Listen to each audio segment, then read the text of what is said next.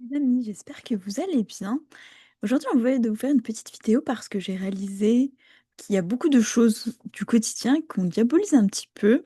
Je pense que l'exemple le plus parlant, ce sera par l'alimentation, et vous allez sans doute voir ce que je veux dire parce qu'il y a une grosse culture des régimes, etc. Autour de nous, mais ça peut être pour plein de choses. Ça peut être pour le sport, les activités physiques, les écrans, plein de choses. Donc voilà, je commence. C'est-à-dire que dernièrement, j'ai vu en ligne passer des vidéos de nutritionnistes ou diététiciennes, diététiciens qui sont critiqués en fait. Donc là, en l'occurrence, la personne disait, écoutez, si vous mangez de temps en temps, en gros, des produits transformés, tant que c'est pas la majeure partie de votre alimentation, si ça reste, on va dire, anecdotique et que ça reste 20% de votre alimentation, mais qu'à côté de ça, vous avez 80% d'une alimentation saine, avec des vrais ingrédients, etc. Et donc, elle décortiquait un petit peu ça. Elle disait, c'est vraiment autorisé, vous avez le droit, en fait, le but, c'est pas de bannir certains aliments. Et par exemple, elle expliquait que pour les personnes qui ont des TCA, par exemple, des troubles du comportement alimentaire, ça peut être bénéfique justement de savoir que c'est sain d'avoir ce type d'éléments. Et je sais que c'est quelque chose que je me suis déjà dit, par exemple, concernant l'alimentation, pour moi, c'est que je me dis, il y a les aliments qui sont bons pour le corps, et il y a les aliments qui sont bons pour le cœur. Le cœur, plus le côté spirituel, plus le mental, plus le côté réconfortant. Pas le cœur en tant qu'organe, ça fait partie du corps, on s'entend. Mais c'est-à-dire que vous pouvez avoir une alimentation, on va dire, irréprochable, où bah voilà, vous allez manger des légumes en quantité suffisante, des bonnes protéines, des bons lipides, des bons glucides, etc., etc. Vraiment des bonnes choses, apporter des bons nutriments à votre corps. Et puis en fait, de temps en temps, vous avez le droit de, je sais pas, boire un café avec un petit peu de sirop parce que ça vous fait plaisir, et manger une petite barre de chocolat, et puis oui, ce paquet de céréales, bah, il est bourré d'additifs, de sucre et tout, mais ça vous rappelle votre enfance. Bon, ça, c'est des produits qui réchauffent un petit peu le cœur, voilà, qui sont bons pour le moral en fait. Et c'est pour ça que je me dis, il n'y a jamais de mauvais ingrédients. Il y a ceux qui sont bons pour le corps, physiquement, alimentairement, etc., au niveau de la santé, et il y a ceux qui sont bons pour le moral, pour nous, en fait, pour le côté plus intellectuel, on va dire, qui a envie de se faire plaisir. Et ce que je trouve hyper intéressant, c'est que les gens, dans ces vidéos, par exemple, ils démontrent ce qu'elle dit en disant, oui, donc en gros, elle est nutritionniste et elle nous incite à manger des trucs hyper transformés, des bonbons à longueur de journée, elle dit qu'il n'y a pas de souci, qu'il n'y a pas d'impact sur la santé, etc., etc. Et cetera.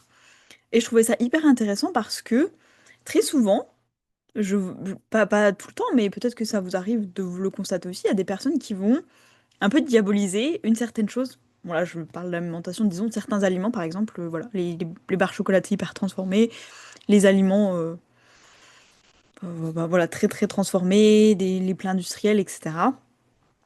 Et ça va être un petit peu la chose à bannir, tu vois, le truc horrible. Et enfin, je veux dire, c'est comme ça dans plein d'autres domaines, tu vois, il y a plein de... quand tu gères ton argent, quand tu fais une activité physique, quand tu te reposes, il y a toujours le petit truc où, ah oui, non, mais ça, par contre, c'est pas acceptable, en gros. Et je trouve que c'est un peu marrant parce que ce côté un peu manichéen, de voir tout noir ou tout blanc, de se dire il y a les bonnes choses et les mauvaises choses, et c'est tout, il n'y a pas d'intermédiaire, c'est pas un spectre, avec un pourcentage, tu vois, 80, 20, 50, 50, non, c'est 100% ou 0%, il n'y a pas d'intermédiaire, il n'y a pas d'entre-deux. Je trouve que c'est hyper intéressant parce que, honnêtement, dans la vie, il n'y a rien qui est bon si tu le fais ou que tu le consommes tout le temps, 100% du temps, et en même temps, il n'y a rien qui est mauvais si tu le fais ou que tu le consommes un petit peu. Tu vois, mais ça peut être plein de choses en vrai, j'en sais rien. Ça peut être. Alors là, je vous dis pas de le faire, mais certaines substances que tu peux fumer, par exemple, je sais qu'il y en a certaines, tu vois, elles sont pas forcément addictives et peut-être qu'elles t'apportent à ce moment-là quelque chose dont tu as besoin, une expérience, etc. Et elles sont pas forcément nocives pour le corps si elles sont consommées occasionnellement. Par exemple, je sais pas, tu vois, si tu te dis, ok, bah moi, ma tradition, c'est avec ma famille à Nouvel An, on fume un certaine herbe ensemble et tout, et c'est cool, et je sais pas, c'est un truc de famille. Ça semble un peu bizarre, mais pourquoi pas. Et ben, tu vois, si tu le fais qu'une fois par an, tu vas pas avoir des conséquences horribles, irréversibles et tout sur ta santé. Et c'est le côté aussi où tu fais plaisir à ton côté humain, quoi. Pas de pas toujours être très rigide. Ah bah non, moi je fais que ce qui est bon pour moi. Je sais que, et en fait, c'est un peu facile de tomber ou dans un extrême ou dans l'autre. Mais par exemple, je sais qu'au lycée, j'avais une collègue, enfin une camarade de classe, quoi. Une collègue qui, par exemple, quand il y avait des frites à la cantine, elle disait, ah non, mais moi, en fait, je peux pas manger ça, en fait. Juste, je sais que c'est mauvais pour mon corps, ça me dégoûte. Et c'était, en fait, la personne qui fait beaucoup de sport, qui fait vraiment attention à son alimentation, de savoir juste de se dire, ça peut être mauvais pour mon corps, j'en mange pas. Et il y a un moment, en fait, où de devoir tout le temps s'expliquer, je crois, par rapport à ça. Je sais pas ce qui s'est passé, mais il y a eu vraiment cette bascule juste avant le bac, en plus, où elle avait pris à côté. Il y avait des options en sport que tu pouvais prendre pour le bac de sport. Elle avait pris une autre option, genre course ou un truc comme ça. Et elle a dit, bon, tu sais quoi, j'abandonne, en fait, je m'en fous. Et j'ai là, bah pardon, pourquoi? Elle dit, mais en fait, c'est nul, pourquoi je suis là? Ah bah ouais, en fait, je rentre chez moi, je fais mes devoirs, après, je suis là, ah bah, je fais hyper attention, je fais que du sport et tout, je suis la personne modèle, je vais me coucher hyper tôt le soir, je mange que sainement, je mange aucun truc qui peut être mauvais pour la santé. Mais en fait, c'est chiant. Honnêtement, ce qu'elle me dit, c'est chiant, voilà.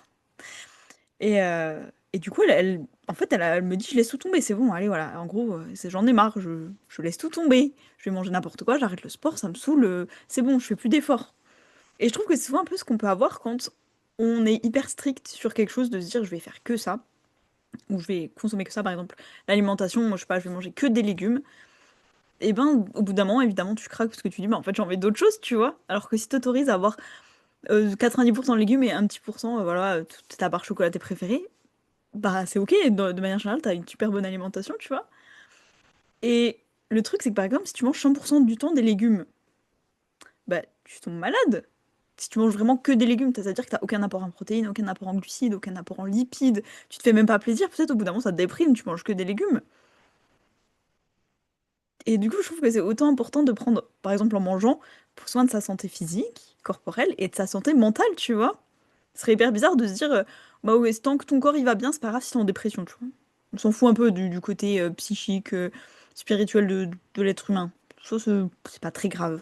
C'est pas si important, tu vois. Tant que physiquement t'es en bonne santé, ça va. La dépression, c'est pas grave. C'est pas grave. On s'en fout. Bah, c'est un peu pareil, tu vois, c'est de se dire, on doit que faire du bien à son corps, mais on fait pas du bien à son esprit. Super bizarre. Donc bref, je trouvais ça hyper intéressant parce que, bon là, je te parle de l'alimentation, parce que c'est l'exemple que j'ai eu sur les réseaux il y a quelques jours. Où justement cette nutritionniste disait, vous avez le droit d'avoir des aliments plaisir en fait, même si vous vous dites oui c'est pas sûr que si vous mangez ça tout le temps, bah vous allez être malade, vous allez avoir des carences et les aliments ultra transformés sont nocifs pour la santé à très long terme. Mais elle disait bah si c'est dans le cadre d'une alimentation adaptée en fait c'est totalement autorisé, c'est même bénéfique pour justement pas avoir un craquage, ne pas diaboliser certains aliments, se dire ben, c'est le truc interdit et comme c'est interdit t'en as envie en fait en te disant ah pourquoi j'ai pas le droit. Et bah, pareil pour plein de choses, en fait, par exemple, les gens qui disent ouais, c'est hyper important de faire du sport. J'ai des amis, évidemment pas tout le monde. Par exemple, j'ai une amie, elle adore la course, vraiment. Elle en fait tellement que elle a eu des problèmes médicaux à cause de ça, ou je sais plus trop comment elle l'a expliqué, je suis pas médecin. Mais en gros, il y a une couche de son os qui se décolle ou un truc comme ça.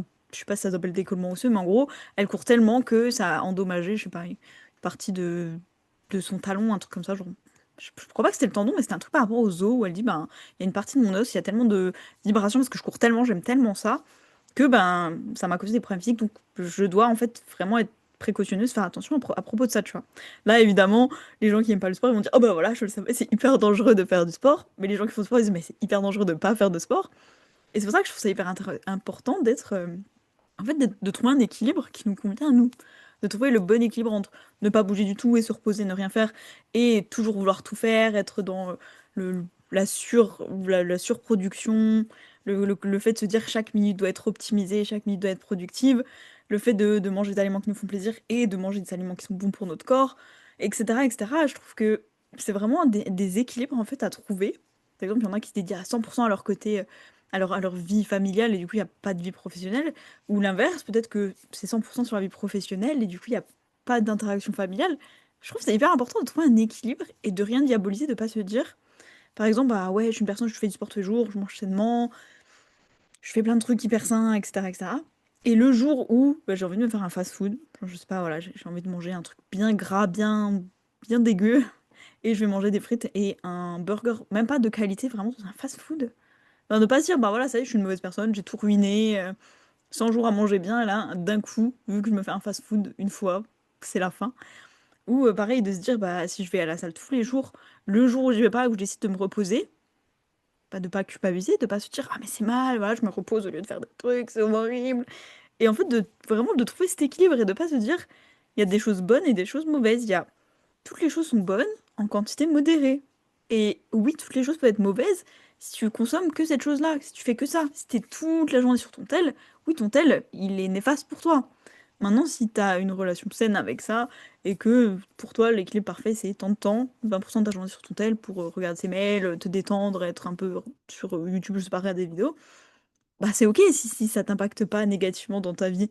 Donc pareil pour, je sais pas, manger des bonbons sûrs, si tu manges ça tout le temps, oui, peut-être que ça impacte ton énergie, même si, je sais pas, tu prends pas forcément physiquement de poids, peut-être que ça change pas la composition de ta peau ou quoi, mais peut-être que tu te dis, bah, je sais pas, j'ai l'énergie dans les chaussettes. Parce que ça te fait des pics de glycémie peut-être, et du coup tu te dis, ah, je me sens pas motivée, j'ai pas d'énergie et tout. Et en même temps, si tu manges je sais pas, des légumes, ah, légumes c'est bon pour la santé, si tu manges que ça, bah tu vas être malade aussi. Tu peux pas, enfin, c'est pas équilibré. Donc voilà, j'avais juste envie de parler de ça parce que je trouve ça hyper intéressant à quel point parfois on diabolise. Je sais que moi c'est pas forcément la nourriture, mais il y a peut-être d'autres choses des fois, par exemple me reposer. Des fois je me dis, oh, je vais quand même pas prendre une journée de repos aujourd'hui. J'ai plein de trucs à faire, je dois faire ci, je dois faire ça et tout. Ah c'est horrible et tout, je vais pas me sentir bien. Peut-être je vais culpabiliser, je vais me sentir honteuse, peut-être coupable de m'être reposée aujourd'hui, alors que bah, je peux pas que travailler tout le temps. Il faut que je me repose aussi par exemple des fois. Mais j'ai tendance un peu à diaboliser. Quand les gens disent oh, je suis fatiguée, je vais me reposer, je me dis ah bah voilà, je sais pas, si c'était moi, je m'autoriserais pas à être un peu feignant. Quand je fais ça, c'est que j'ai la flemme.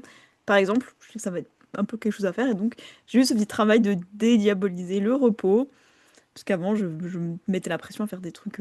Bah, par exemple, je me lève à 4 heures du matin, pendant 2 heures, j'écris mon livre. C'est-à-dire que si j'écris pendant 2 heures, il faut que j'écrive tant de pages pour, dans 6 mois, avoir un roman de tant de pages. Et puis ensuite, du coup, de 6 heures à 7 heures, je sais pas, je révise mes cours. Et puis de 7 heures à 8 heures, il me reste encore un peu de temps. Il me reste encore un peu de temps, je peux faire tel truc. En même temps, il faut que j'inclue du sport dans ma journée, des activités artistiques, que je bosse sur ça, j'improvise ça, que je m'améliore sur tel truc, que en même temps j'ai une vie sociale, que j'interagisse avec des gens, que je mange sainement, que ceci, cela, c'était impossible. C'était impossible.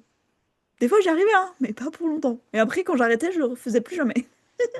Mais c'est nul. C'est nul. Je l'ai déjà fait de, je sais pas, me lever à 6 heures tout le matin, même le week-end et tout. C'est trop bien. Un jour, je suis allée à une soirée, je suis rentrée chez moi à 10 heures du matin, j'ai dormi toute la journée, j'ai arrêté de faire ça. Plus jamais.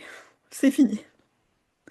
Et je trouve ça hyper intéressant parce que je tombais dans un excès, un certain excès, et donc une fois que je revenais un peu en arrière en me disant ouais peut-être ça me correspond pas tant que ça, bah c'était impossible pour moi de me dire je peux retourner un petit peu là-dedans parce que il y avait ces deux excès, ces deux extrêmes et je me disais bah c'est pas possible. Alors que si ça avait été équilibré, j'aurais pu potentiellement plus tenir ça dans le temps. Plutôt que de me dire je sais pas, je commence et vas-y je vais aller courir 3 heures tous les jours et peut-être je le fais sur 3 jours et après j'en ai marre et je me dis courir c'est horrible, je le ferai plus jamais. Se dire je peux commencer à aller courir 10 minutes par jour, le jour où j'ai pas le temps même 5 minutes. Mais tant que je le fais tous les jours, c'est ok. Et puis un jour, je vais me dire, mais en fait, ça fait trop du bien. Et en fait, sans me rendre compte, je cours 20 minutes, j'ai ma petite méthode, je sais pas, j'écoute un podcast, j'adore, je me suis acheté des trop belles baskets, je suis trop confortable dedans. En plus, je prends le soleil, ou je sais pas, à l'inverse, j'ai le vent bien frais, et tout, de l'automne, de l'hiver, ça me fait du bien, je respire, c'est cool. Après, j'ai plein d'énergie, je sais pas. En fait, on peut se rendre compte des bénéfices une fois qu'on fait. Bref, dites-moi ce que vous en pensez. Moi, je vous fais des bisous. Dites-moi s'il y a quelque chose que vous diabolisez un petit peu, ou pour vous. C'est un peu le truc horrible, un peu le truc pas tabou, mais que vous essayez d'éviter, où vous dites faut pas que je craque, faut pas que je tombe là-dedans. Et donc vous avez peut-être une relation un tout petit peu malsaine avec ça en vous disant ça c'est un truc horrible, faut que j'évite. Alors qu'en vrai, à petite dose, c'est acceptable. Moi, si vous avez ce genre de choses, ça m'intéresse. Moi, je vous fais des bisous et je vous dis à demain.